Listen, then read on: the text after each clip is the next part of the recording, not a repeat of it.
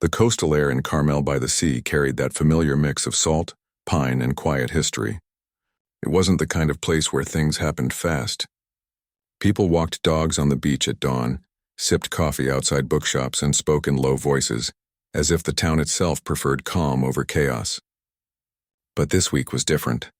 A film festival, small, classy, the kind that attracted more cinephiles than celebrities, had rolled into town, and with it came a name that still made people pause. Clint Eastwood. He wasn't supposed to be there. Not really. At his age, most legends stayed home, surrounded by memories and grandchildren. But Eastwood had quietly agreed to appear for a special screening of one of his early westerns, newly restored frame by frame. It wasn't about promotion. It was about preservation, about honoring the craft, not the fame. Still, word got out. Cameras arrived. Reporters scrambled for credentials, and among them was a young journalist with a plan. She wasn't new to the game, but she wasn't famous either. She'd built a reputation for asking the questions others avoided, never cruel, never sensational, but always direct. She believed that real stories weren't found in rehearsed answers, but in the moments when someone's guard slipped, even for a second. And she'd heard enough about Eastwood to wonder, was his calm real or just another role he'd perfected over decades? She'd studied his interviews, watched old talk shows, read biographies. Everyone described him the same way: quiet, deliberate, never rattled. Even when critics called his films outdated or his politics unclear, he never lashed out. He'd just move on. That kind of control fascinated her. Was it discipline, detachment, or something deeper? Something people mistook for coldness but was actually just deep-rooted peace. The festival venue was a converted theater from the 1930s, with red velvet seats and a screen that still used real film reels. The night of the screening, the place filled fast. Not with paparazzi or influencers, but with film students, retirees who remembered his early days, and locals who'd seen him around town for years, maybe fixing a fence, maybe eating alone at the diner. To them, he wasn't just a movie star. He was part of the landscape. She sat near the back, notebook in hand, but not writing much. She watched instead. Watched how he walked in. No entourage, just a light jacket and hands in his pockets. Watched how he nodded to the projectionist like they were old friends. Watched how he took a seat in the second row, not the front, as if he didn't want to be the center of attention. Even now, after the film ended, applause warm but respectful, not frantic, he stepped onto the small stage for a brief Q&A. The host, a film professor from a nearby college, asked gentle questions about cinematography, about working with certain actors, about how the Western genre had changed. Eastwood answered in that familiar low voice, each word chosen like a stone placed carefully on a path. Nothing flashy, nothing rehearsed. Just honest. Then came the open floor, hands rose. Questions about favorite scenes, about regrets, about whether he'd ever direct again. He answered each one with the same steady presence.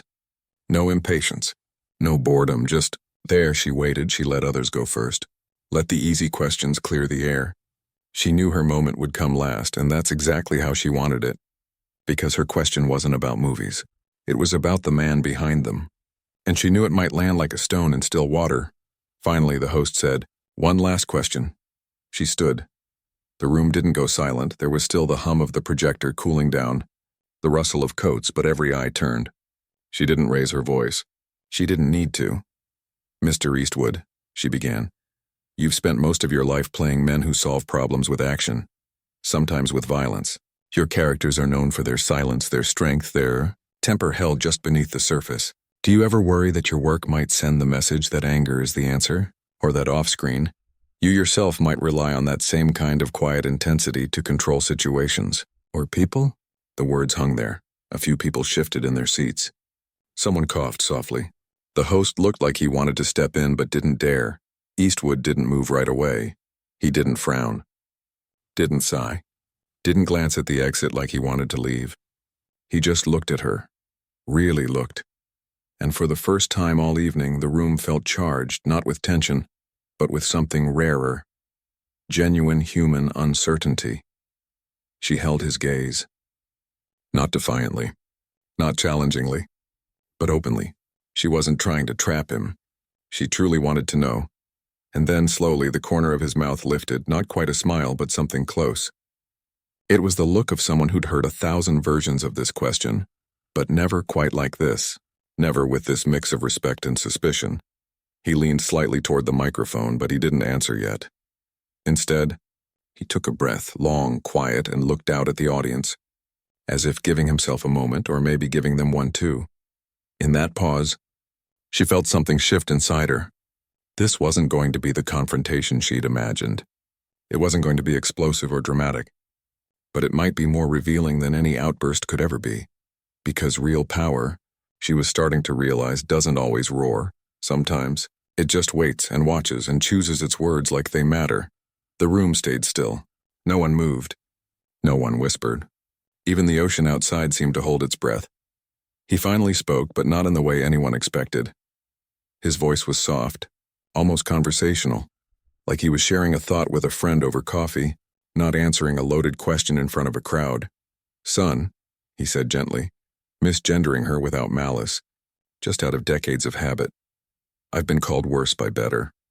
A ripple of quiet laughter moved through the room, not mocking, but relieved. It broke the tension without dismissing the question. He paused again, then added, "But you're not here to insult me. You're here to see if I'll bite." She blinked. He'd seen right through her. "And if I did," he continued, "you'd win." That stopped her cold, because he was right. If he'd snapped, if he'd raised his voice, if he'd shut her down, that would have been the story. That would have been the clip that went viral. But by staying calm, by naming her intent without anger, he hadn't just answered her question, he'd rewritten it. She sat back down, her notebook forgotten in her lap. The host thanked him. The lights came up. People began to gather their things, chatting softly, already replaying that final exchange in their heads. She stayed seated for a moment longer, watching Eastwood step off the stage and disappear into the wings, not with fanfare, but with the same quiet dignity he'd carried all night. Outside, the Pacific rolled in, steady and endless. She walked back to her hotel under a sky full of stars, the question she'd asked still echoing in her mind, but now layered with something new. Not doubt exactly, more like reconsideration. Because what she'd witnessed wasn't just composure, it was choice. And in a world that often rewards reaction over reflection, that kind of restraint felt almost revolutionary. She didn't know it yet, but this moment would change how she approached every interview after, not by trying to provoke, but by listening, really listening, for the truth beneath the surface. And maybe, just maybe, that's what Eastwood had known all along. The walk back to her hotel felt longer than it should have. Not because of the distance, Carmel was small after all, but because her mind wouldn't slow down. Every step echoed with the weight of what had just happened. She'd gone in with a plan, a carefully crafted question meant to test the edges of a legend's patience. But instead of meeting resistance, she'd run into something far more disarming: clarity. She replayed his words over and over. "You're not here to insult me. You're here to see if I'll bite." It wasn't an accusation. It was an observation, calm, almost kind. And that was what unsettled her the most. She hadn't expected to be seen so clearly, especially not by someone she'd come to test. Back in her room, she sat on the edge of the bed, still in her coat. The festival program lay crumpled in her bag, but she didn't open it. Instead, she stared out the window at the quiet street below. A couple walked past, laughing softly. A cat darted across the road. Normal life moving on, unaware of the tiny earthquake that had just happened inside that old theater. Her phone buzzed. A message from her editor. "How'd it go?" "Got the quote?" She typed back, "It went." Differently. She didn't elaborate. How could she? The story she'd imagined, a tense exchange, maybe a flash of temper, a headline about Eastwood snapping or clapping back, was gone. In its place was something quieter, harder to package, but somehow more real. She opened her laptop. The blank document glared back at her. She started typing, then deleted it. Tried again. Still wrong. The words felt too sharp, too clinical. They didn't carry the stillness she'd felt in that room. They didn't capture the way his voice had dropped, not in anger, but in understanding. Frustrated, she closed the laptop and walked to the small balcony. The ocean was invisible from here, but she could hear it, the steady rhythm of waves, patient and endless.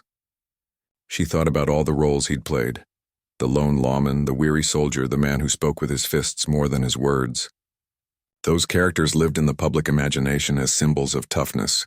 But tonight, the real man had shown something else.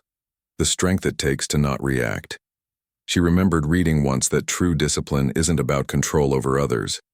It's about control over yourself.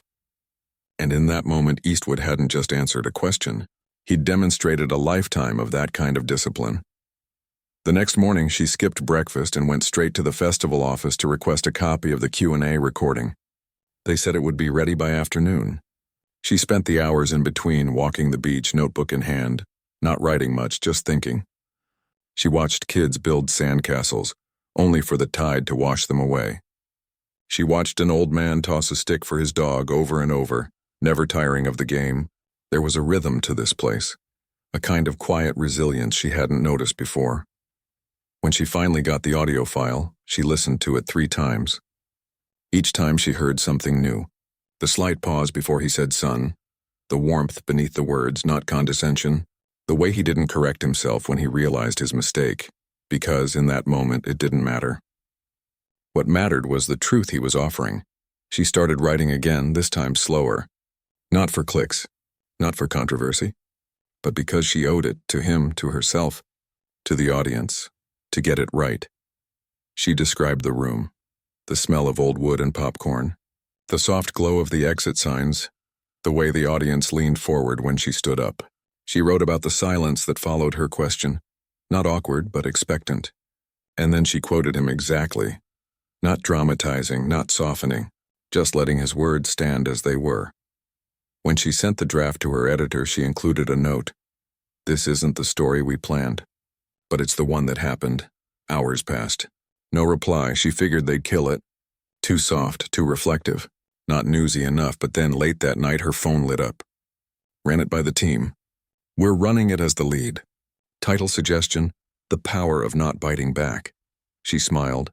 That was close. But not quite, she typed back. How about his calm reply is pure power? A pause, then, perfect, the piece went live 2 days later. It wasn't flashy. No all-caps headline, no misleading thumbnail. Just a clean layout, a photo of Eastwood from the event. Hands in pockets, looking out at the crowd and her words beneath. Within hours, comments started pouring in. Not the usual clapback or owned nonsense. Instead, this reminded me of my grandfather. I needed to read this today. Real strength isn't loud. Even a few film students wrote in, saying they'd never thought about his work this way before. She didn't respond to most of them, but one message stuck with her. It was from someone who'd been at the screening. You asked the hard question. He gave the harder answer, the kind that makes you look at yourself. That's when it hit her. She hadn't just interviewed him. She'd been interviewed back. Meanwhile, Eastwood had already left town. No press tour. No follow-up appearances. Just gone like he always did, quietly, without fanfare. But word traveled. A film blogger mentioned the exchange in a newsletter. A podcast dedicated an episode to The Art of Restraint in Public Life. Even a high school teacher wrote to say she used the transcript in her ethics class. None of it was orchestrated. None of it was viral in the usual sense, but it spread because it felt true. Back in her apartment a week later, she pinned a printout of the article to her bulletin board, not as a trophy, but as a reminder. A reminder that sometimes the most powerful moments aren't the loudest. That real courage often looks like listening instead of shouting. That testing someone's temper might tell you less about them, and more about you. She started approaching her next assignments differently. Less gotcha, more what's beneath. She asked fewer leading questions and more open ones. She gave people space to answer, even if it took them a while. And slowly her interviews began to change. Not just in tone, but in depth. One afternoon, while sorting through old notes, she came across her original outline for the Eastwood piece. The one with phrases like push his buttons and see if the myth holds up. She laughed softly and tossed it in the recycling. The myth hadn't held up, because it wasn't a myth at all. It was just a man who'd learned, over decades, that the loudest voice in the room is rarely the strongest. And in a world that often confuses noise with power, that lesson was worth more than any headline. She closed her notebook. poured herself a cup of tea and sat by the window. Outside, the city buzzed, cars honking, people rushing, phones ringing. But inside there was quiet, and for the first time in a long time, she didn't feel the need to fill it. A few weeks after the festival, life had settled back into its usual rhythm. Emails, deadlines, subway rides, coffee that never tasted quite right. The article had done well, better than expected, but the buzz had faded like all buzz does. People moved on to the next headline, the next controversy, the next fleeting moment of online outrage. But something inside her hadn't moved on. Not completely. She kept thinking about that pause, the space between her question and his answer. It wasn't empty. It was full. Full of years, full of choices, full of a kind of quiet that most people run from because it forces you to hear yourself think. She'd interviewed plenty of famous people before, actors, politicians, activists, but none had ever looked at her like Eastwood did. Not with suspicion, not with charm, but with a kind of weary recognition, as if he'd been where she was trying to prove something by poking at someone else's edges.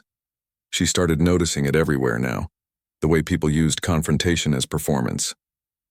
On talk shows, on social media, even in everyday conversations, everyone seemed eager to win, to land the final blow, to be seen as sharp or fearless. But rarely did anyone choose to just be still, to let a hard moment sit without filling it with noise. One rainy Tuesday, while sorting through old interview tapes for a retrospective piece, she came across a recording she'd almost forgotten. It was from early in her career, a young filmmaker she'd grilled about a failed project. She'd pressed him hard, circling back to his mistakes, pushing until his voice cracked. At the time, she'd thought she was being thorough. Now, listening back, it sounded cruel, not because she'd asked tough questions, but because she hadn't cared about the person behind them. She'd wanted a reaction, not a truth. That night, she wrote him an email, not for a story, just to say she was sorry. She didn't expect a reply. But 2 days later, he wrote back, "Thanks for that. Means more than you know." It was a small thing, but it felt like a shift. Then out of the blue, a message arrived from an unexpected source, a mutual contact who occasionally worked with Eastwood's team. Not an official request, just a note. "He read your piece. Said you asked a fair question. Just wanted to see if the old dog still growled." She read it 3 times, not because she doubted it, but because it landed differently than she expected. There was no praise, no criticism, just acknowledgement. And in that acknowledgement was something rare: respect. She didn't tell anyone at first, not because she wanted to keep it secret, but because it felt too personal to turn into content. This wasn't a quote for a follow-up article. It was a quiet nod between 2 people who'd shared a real moment in a world full of staged ones. But the message stayed with her. It reminded her that interviews aren't just transactions. They're human exchanges. And sometimes the most honest thing someone can give you isn't a soundbite. It's a look, a pause, a few plain words that carry a lifetime behind them. Around the same time, she was assigned to profile a retired firefighter who'd saved dozens during a warehouse blaze decades ago, but never sought recognition. At first, she approached it like any other feature, digging for drama, for the heroic moment. But when she sat across from him in his modest living room, surrounded by photos of his grandkids and a dog who wouldn't stop licking her hand, she changed her mind. Instead of asking how it felt to run into a burning building, she asked, "What do you remember most about that night?" He didn't talk about flames or fear. He talked about the silence right before the roof caved in, about the way one of the trapped workers held his hand and said, "Just get my wife the orchid on my desk."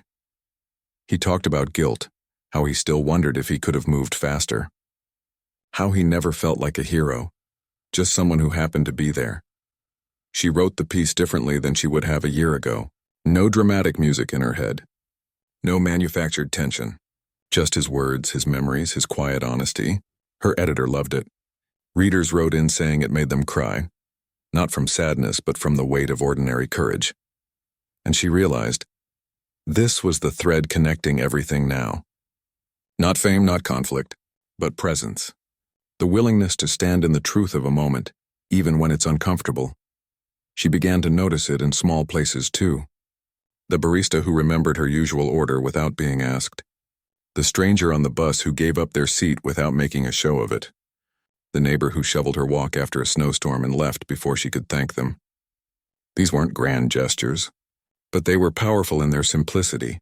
One evening, while rewatching an old Eastwood film, not one of the violent ones, but a quieter drama about aging and regret, she paused on a scene where his character sits alone on a porch at dusk, saying nothing, just watching the light fade. She used to think those moments were filler, just space between action.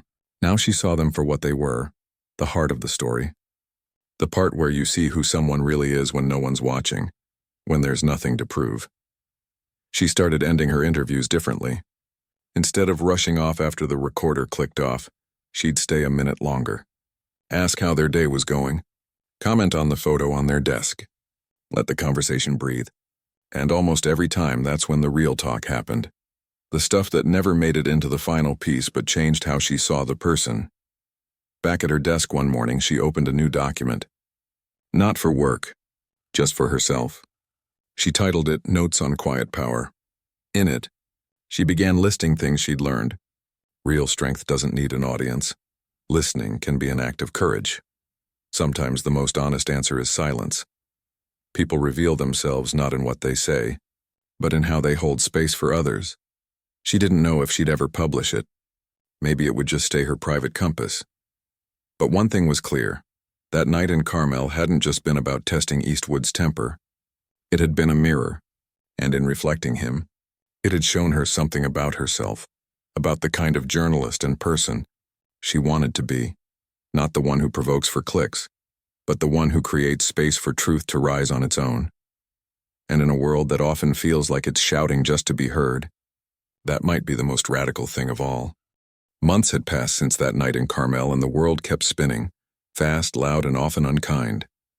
Headlines flared and faded. Public figures clashed on screens. Outrage cycles spun like washing machines on endless rinse. But something had changed in her. Not dramatically, not overnight, but steadily, like a river carving a new path through stone. She still took assignments, still chased stories, but the way she moved through them was different. She no longer saw interviews as battles to be won, but as conversations to be held. She stopped scripting every follow-up question in advance and started listening, really listening to the spaces between answers. And in those spaces, she found things she'd never noticed before: hesitation that spoke of grief, a laugh that masked regret, a pause that held a lifetime of choices. One afternoon, while editing a piece about a community garden started by formerly incarcerated men, she found herself cutting less and letting more raw audio stay in the final cut. Not because it was polished, but because it was real. One of the men, speaking about planting his first tomato seed, said, "I didn't think I'd live to see anything grow again." She left the crack in his voice. She left the silence after. Her editor didn't question it. Maybe they were changing too. Then came the invitation. It arrived in a plain envelope, not an email, actual paper with neat handwriting and a return address she recognized. Not from Eastwood himself, but from a small foundation he quietly supported, focused on storytelling that honored dignity over drama. They were hosting a low-key gathering in Northern California, part workshop, part retreat, for journalists, filmmakers, and writers who believe stories should heal, not harm. No press. No social media. Just a weekend of conversation under redwoods. She almost didn't go. Too busy, she told herself, too far. But then she remembered that pause in the theater, the one that had unraveled her whole approach, and she said yes. The drive up the coast was long but peaceful. Fog clung to the hills in the morning, burning off by noon to reveal green so vivid it felt like hope made visible. The venue was a converted ranch house, surrounded by oak trees and a creek that murmured day and night. There were no name tags, no panels titled Disrupting the Narrative, just shared meals, walks, and open circles where people spoke when they were ready. She didn't see Eastwood there. She hadn't expected to. But his presence was felt in the tone of the place, in the respect for silence, in the way facilitators asked, "What do you need to say?" instead of "What's your take?"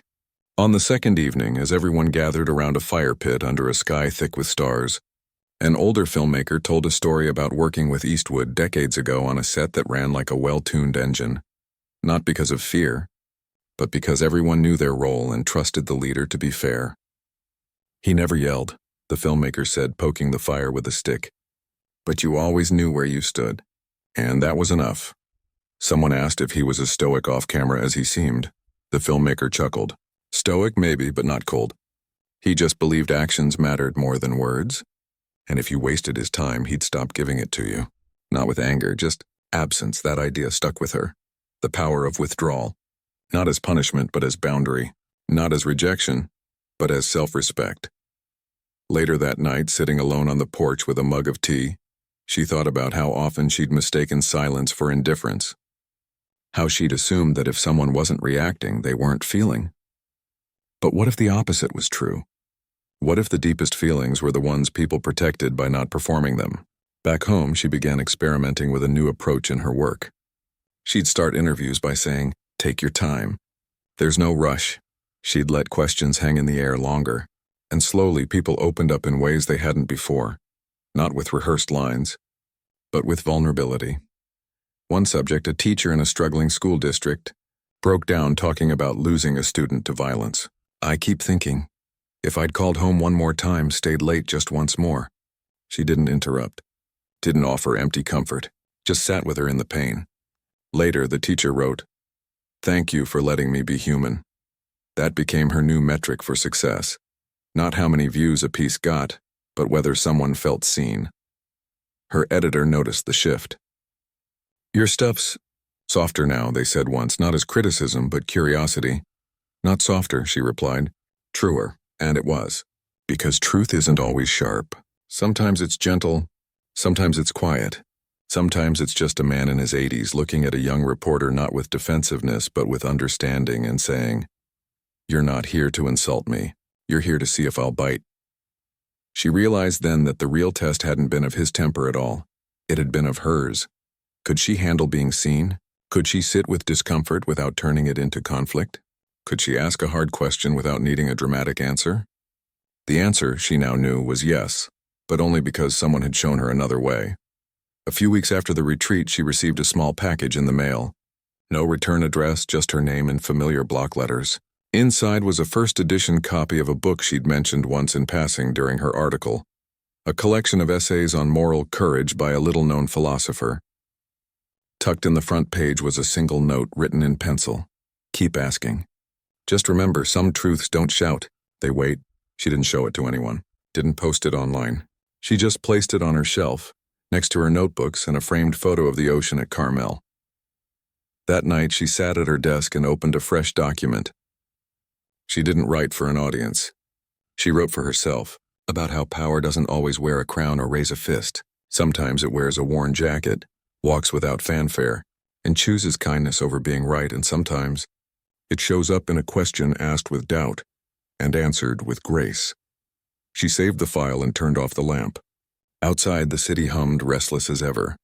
But inside, there was peace. Not because everything was perfect, but because she'd finally learned the difference between noise and strength. Years later, on a cool spring morning, she found herself back in Carmel. Not for a story, not for work, but because the town had stayed with her like a quiet friend. She walked the same streets, past the same bookshop, the same bakery with the bell that jingled when you opened the door. The theater was still there, though it had been repainted. She didn't go inside.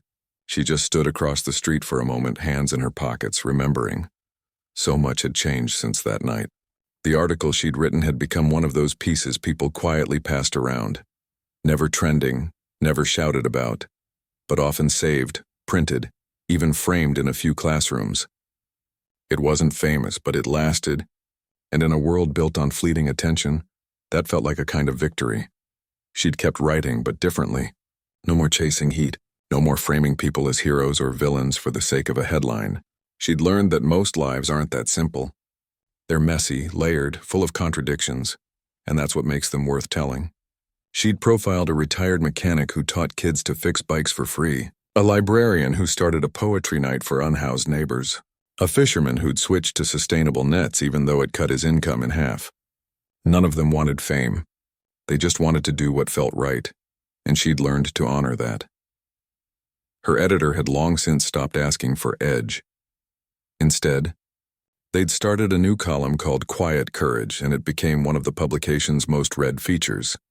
Not because it was flashy, but because it reminded people that goodness still exists, often in the uncelebrated corners of everyday life. She never heard from Eastwood again. No notes, no calls, no public mentions, and that was fine. She hadn't expected anything. What he'd given her that night wasn't a favor or a quote. It was a lesson. And lessons don't need follow-ups. They just need to be lived. Still, she sometimes wondered what he'd think of the world now.